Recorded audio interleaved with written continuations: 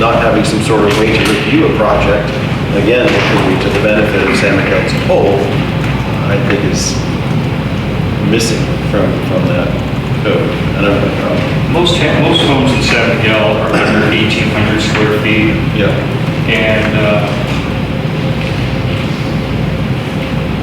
so 1,800 square feet, so you would have to add, 600 square feet, 500 square feet to that home. Now, that's a reasonable threshold to require fire sprinklers, in my opinion. Well, you said it. So if you added just 24.99, which people play the game all the time, square feet, then you're not going to have fire sprinklers.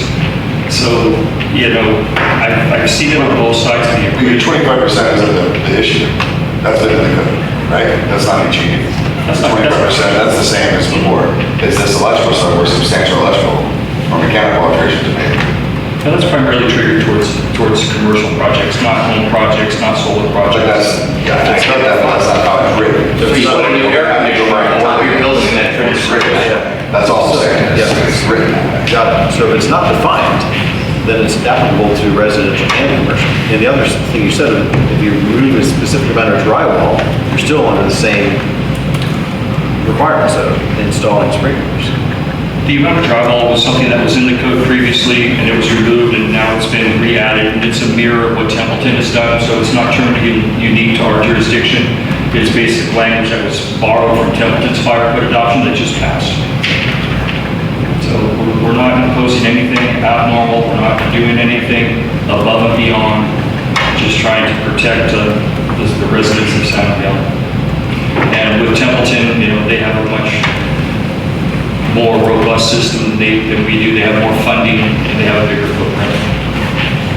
Okay. Gentlemen, feel free to step in. Scott, so if this is passed tonight, is there a way to come back and amend it at a future period? No. I would assume that it would keep coming forward and eventually something would have to happen. We could just go with the 2023 code until the next fire code comes around. My assumption is that legal would guide us into the next step, and I assume it would come back next month, and then it would come back next month. He asked. Well, I think the question was, if you adopt it tonight, can you go back and amend? Yes. And the answer is yes, you can. No, the answer, You can always. it would have to be with the board approval, and so I would assume it would take a 3-0. Yeah. If you approve tonight, you can go back and amend your own codes. There is an approval process for that, specific to building codes, especially if you're going to stray from the standard. But you can, if you do not approve tonight, like Scott said, the 2023 stands, and potentially it would be helpful for the board. I think in the first reading there was a red line, correct, Scott, of what specifically changed? Not certain. I don't believe so. The first reading there was no issue, and now we're 2.5 months into it. Right. Continue. But if there is a concern or question over what has changed and what would exist without this update, and the board, if it doesn't get approved tonight, I think that it needs to come back with a red line so you can have a more fruitful conversation of what is existing and what is new. With regard to your comment, Ashley, related to a review process, you guys are not a permitting authority, so just to be clear, the review process is what the ordinance tasks Scott with doing when he does the plan review and has the meetings with the developer or the project proponent or applicant to go over what it is they're doing and try to figure out how they fit their project with this code. And if ultimately Scott makes a decision that it does not meet the code, the ultimate permitting decision is still with the county. As there is no appeals board built into this district, and frankly, I'm not sure that you have the authority to build an appeals board, because that has to do with land use authority and permitting, and it's usually an appeal of a permitting decision. But it is something I can look into if the board directs that, if you were interested in trying to form an appeals board. I think you would have to get permission from the county to do so. So I guess my point is that if there is a project that comes to Scott for review, if we're looking at this code, it's 100% black and white, and if they want to build something that's 3 stories and we have only up to 2 stories in the code, then clearly it doesn't meet the requirements, and it's automatically discarded because it doesn't meet those requirements. I'm saying there's no flexibility, it doesn't grant us any opportunity to perhaps push something towards approval, or down the road, we're not the approving agency, as you said, but pushing it towards the approving agency, because there's just no process by which something could be considered if it's not as written. Well, there is. So built into the law, to state law, and frankly, it's you can read into the Constitution that it's right, because people can request variances. So if there's a legal evaluation to it, an evaluation that the governing body could probably the county in this case, where someone could go to the county and say, here's what the fire chief of San Miguel is saying, here's what their code says, and we would like a variance, and here's the reasons. And there has to be good cause, and it can be economic, it can be circumstantial with regard to the geographic area that they're in. There are lots of considerations that go into it, but there is a variance process. It is not so black and white and final unless the person doesn't have good cause or appropriate circumstances to submit an application for variance. Is that something that's just common knowledge, or is it stipulated in other fire codes? I'm sorry, say it again? Is that something that's just common knowledge, or is it stipulated in other fire codes? I've never seen it, that language put into a fire code, because a variance exists under common law, and it's I wouldn't say common knowledge, because I think that there's probably a lot of people that don't know about it, but in the legal community and in the planning and development community for public agencies, it is absolutely common knowledge. Okay. Each project is looked at individually. So when somebody submits a project, we sit down. If it's a big project, there's an intake meeting, and we go over the details of the project.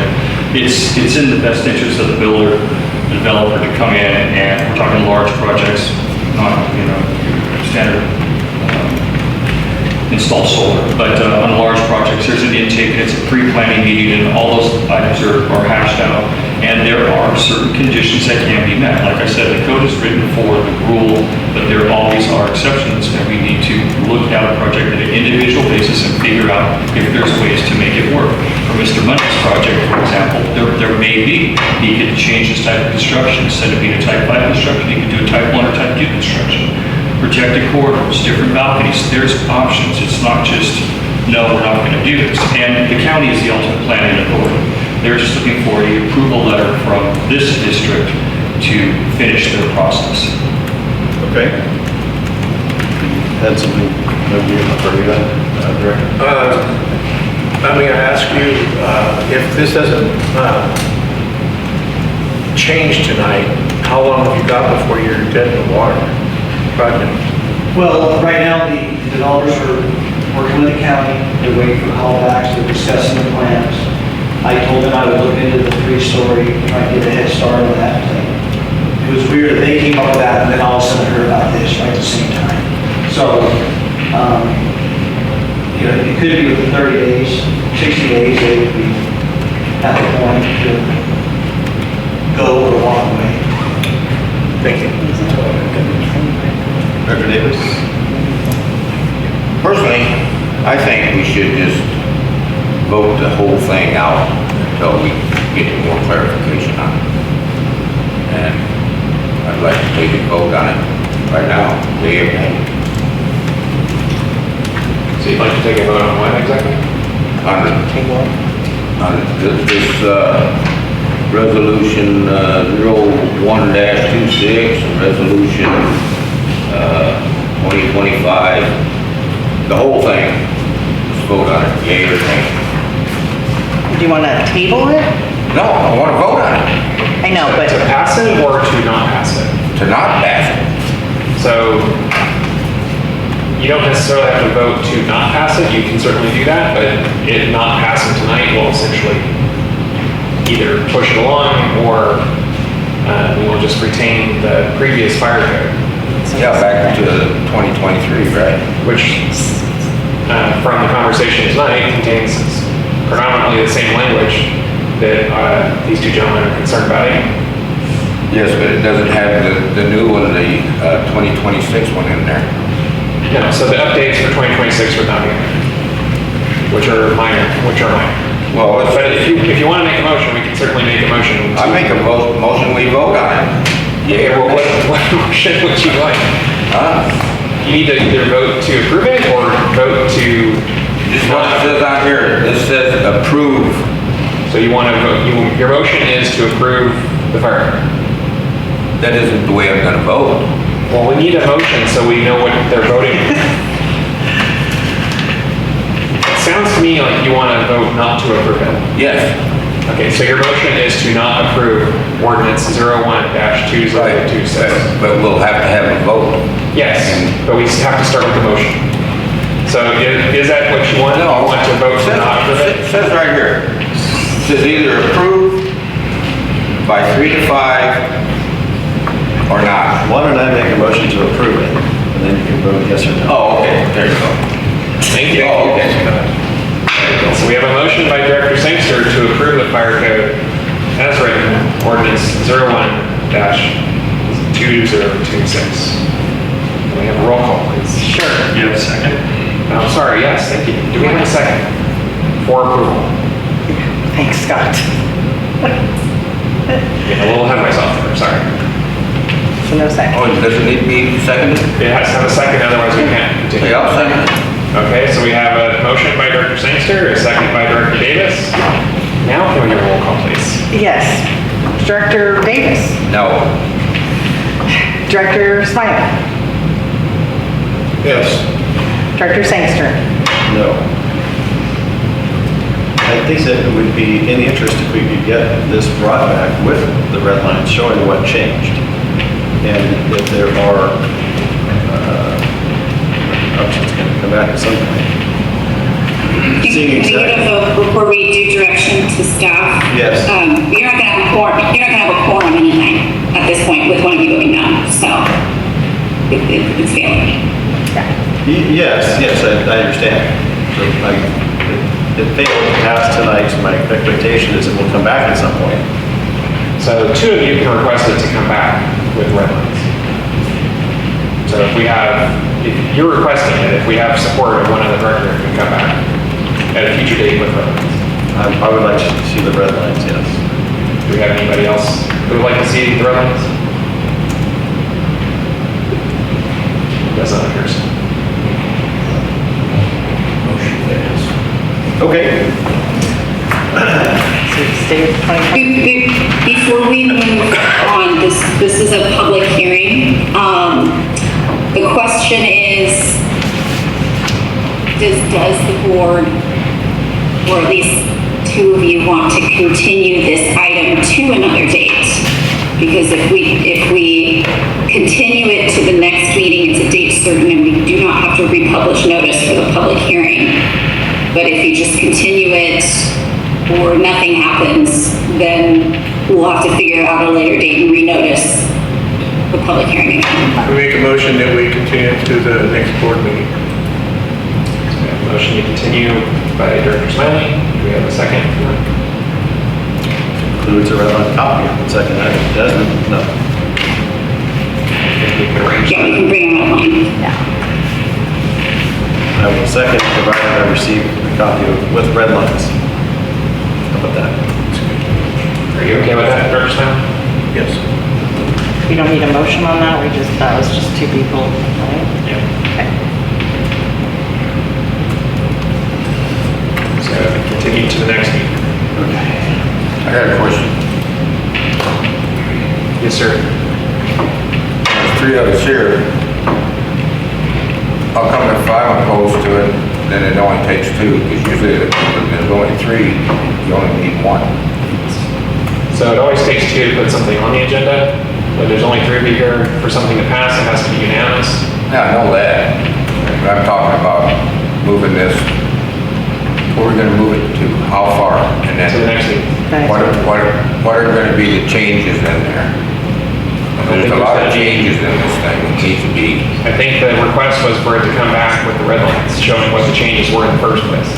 And the things that you want changed, then you'll have to voice those at that meeting. Or you can provide that information to the fire chief and it can be part of that act. That's probably better. That will save time on all fronts and allow the public to have advance notice of what you're changing, and what your request is. I'd like to make a comment, quick. Yep. To you, the builder, I would like to see that downtown improved. If it has to be 3 stories, we can figure out some way of talking to people, to the county, if that can be worked out, talking to the fire chief. I'd like to see that happen. We need that downtown to grow, and it's badly needed. So that's my comment. Thank you. Okay, so we'll move on to non-district reports. St. Louis Municipal County organizations. I don't believe the sheriff is here. St. Louis Sheriff. Okay, community service organizations. No? Yes. Please. I'm Kathy Sugar, president of the San Diego Senior Center. Just an update, we've added some more events. We're participating in the garage sale this weekend, and so we're doing that, and we've added another day of a crafting day, starting at the end of April. And our meals program is going well, and the Meals that Connect person, Carly, is asking us to research if people want and need home delivery. They have to be able to be homebound and can't drive out and get food. So, if anyone knows that, they can contact us at the senior center. And, we've had some repairs done. We got our water heater replaced for our insurance company. And so everything hits the insurance code now. So, Excellent. Thank you so much. I have something for. Yes. Cypress Mountain Masonic Lodge last night had a memorial for George Work. Anybody's familiar with the Work Ranch around here? He was an original member of the San Miguel Masonic Lodge. A lot of nice things were said about him last night, and I know the history, so I gave that last night and gave him a good send-off.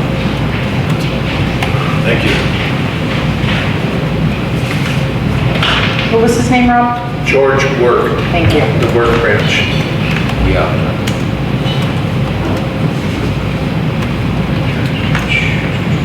Do we have Camp Roberts? No. Okay. Staff and committee reports, general manager. I have my report. I don't have anything to add for the general manager.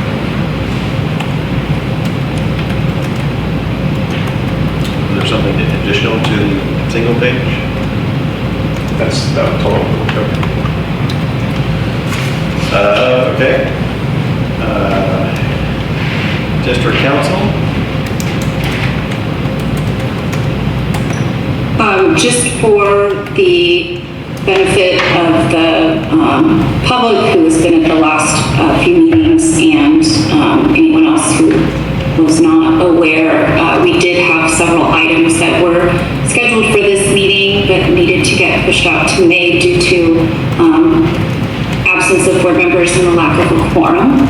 And so if you were expecting to see a specific item on the agenda that was discussed last time, that is the reason. And those items which were pushed out will be heard in May, because that is when we will have all 4 board members again at the meeting. Whether that's a special or regular, it's been undecided yet. Thank you. District utilities. So you have my report as submitted. A couple things to know. We did fix a couple water leaks one in an alley and one on River Road.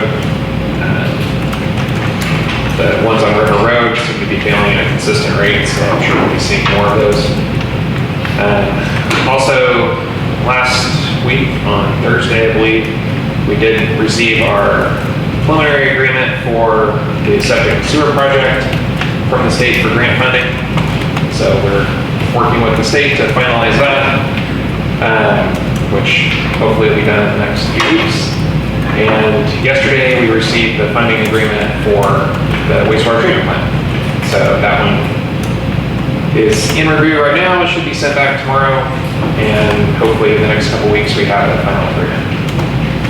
So we're quite far ahead of schedule. We were anticipating the end of July, or end of June rather, but here we are at the end of March, and we're already almost there. The agreement's concluded, how long until we can expect funding? So once the agreements are signed, then we can request reimbursement. So it's an immediate turnaround. It does take them a while to process things, obviously, but the grant agreements are retroactive. The one in particular for the treatment plant is retroactive to anything spent as of January 1st, 2026. So the one, actually, I take that back. So it's retroactive to December of 2022, with some construction activity being retroactive to January 2026. Okay. We haven't had any construction activities since or before January. Yeah. So there wouldn't be anything to be asking for, but some of the costs, some of the soft costs for design or engineering can be reimbursed through the construction grant. Okay. Like balloons. Maybe next time. Yeah. That's all I have. Okay, I got a comment. Sure. I see you have all the violations that were committed here, and the board never was notified about those violations. We found out through a whistleblower, and now you have them on there.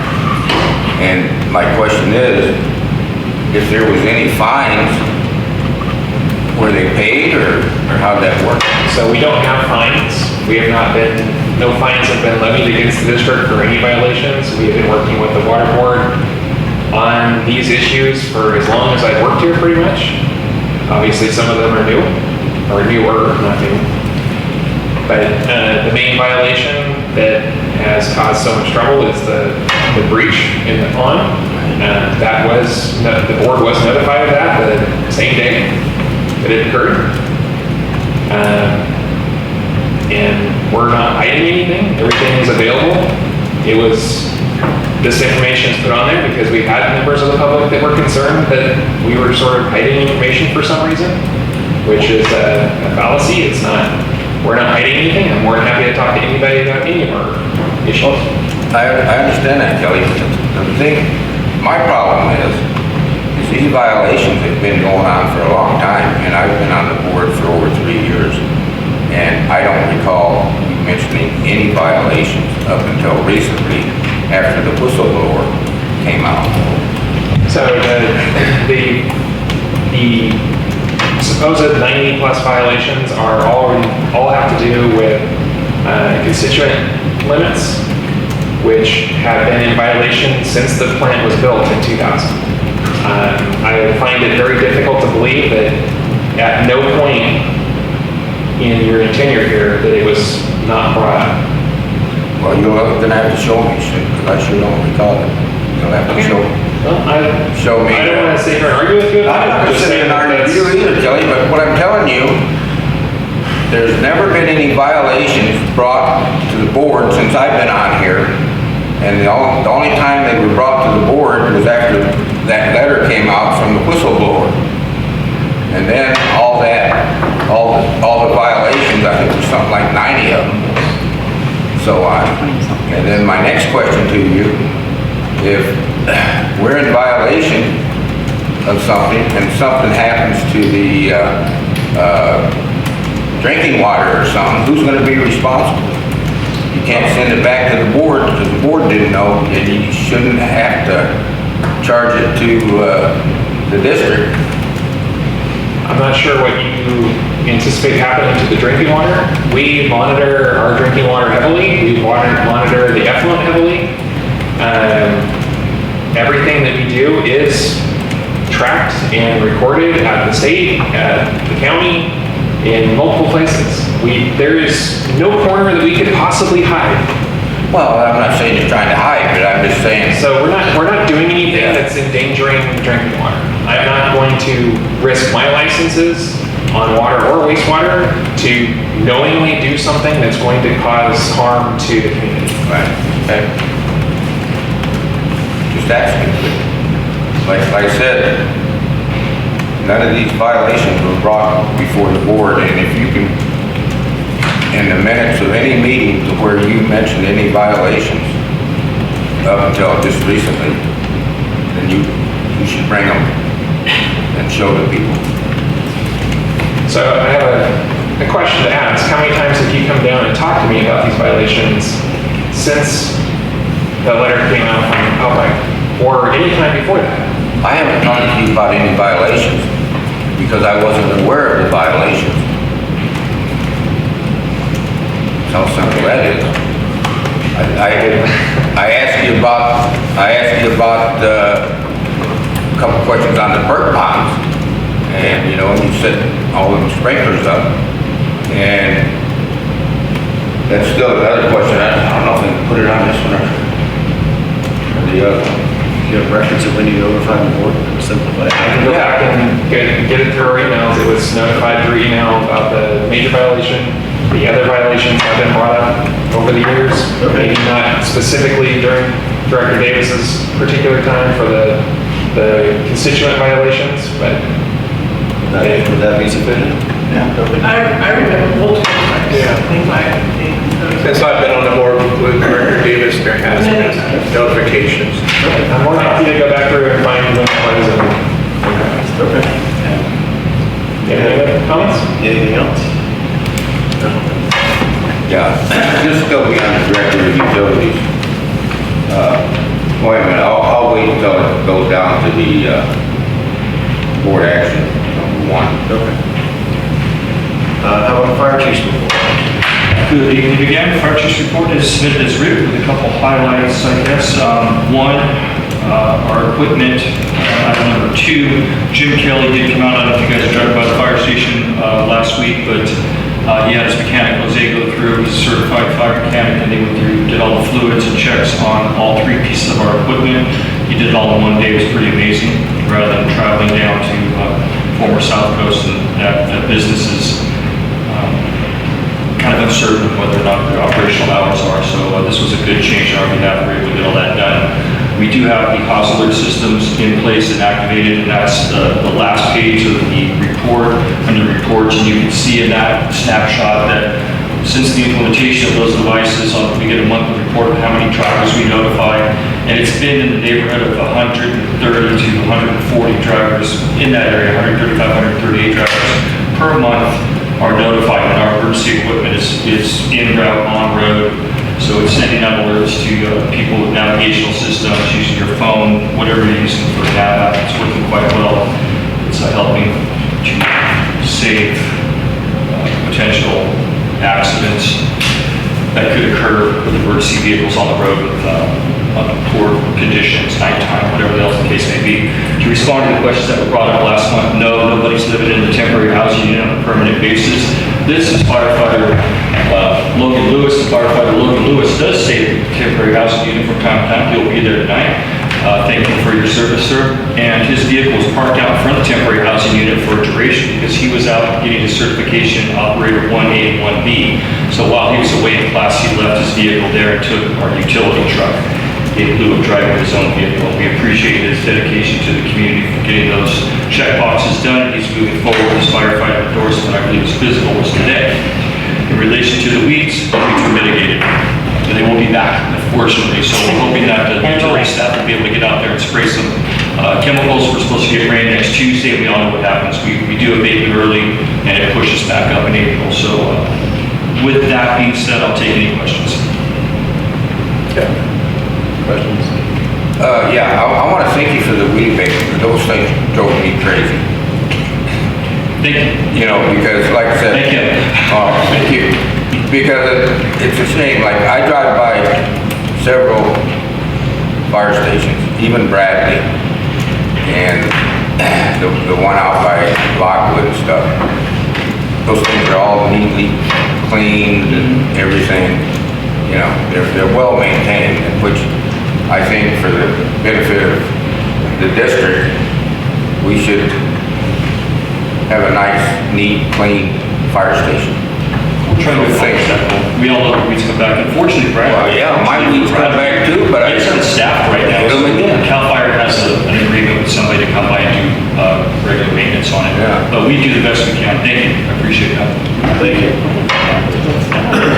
Do we have any public comment on any of the reports? All right. Move on to the consent calendar. Yes. I'd like to hold the one and only item Okay. for discussion. What I want to discuss about it, when I called the Pacific Oil Company about the big tanker in there, everybody says I did it all on my own. That is a lie. I contacted the president, Ashley Sangster, and I also texted Bentley, and I didn't get no response from him. But I didn't do it on my own, and that needs to be correct. The minutes are just what is stated during the Well, meeting. it was misstated, or you didn't hear everything. Well, it's taken from the video, so Yeah. if you didn't state your case correctly, then it was misrepresented or it's not misrepresented, but it was in the minutes how it was stated. I can put them in these ones. So if you want to make a statement about what you actually did, then you can. Yeah, what I actually did is I seen a tanker, not a regular, small truck there, and I was curious, were they dumping or pulling stuff out? So I called the company, and I asked them, and they said, I asked her, are you dumping in or are you pulling out? And they said, we're dumping in. I said, you mind telling me what you're dumping in? He says, no. We're dumping in rainwater and pig waste. And that, we don't need pig waste in our treatment plant down there, you know?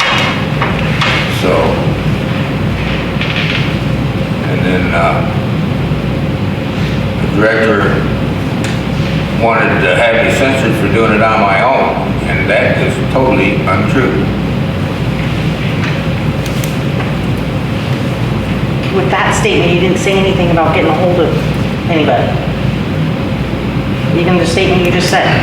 I did too. I just told you. Yeah. I notified the president. Last month you didn't bring that up. Yeah. Well, you didn't give me a chance because I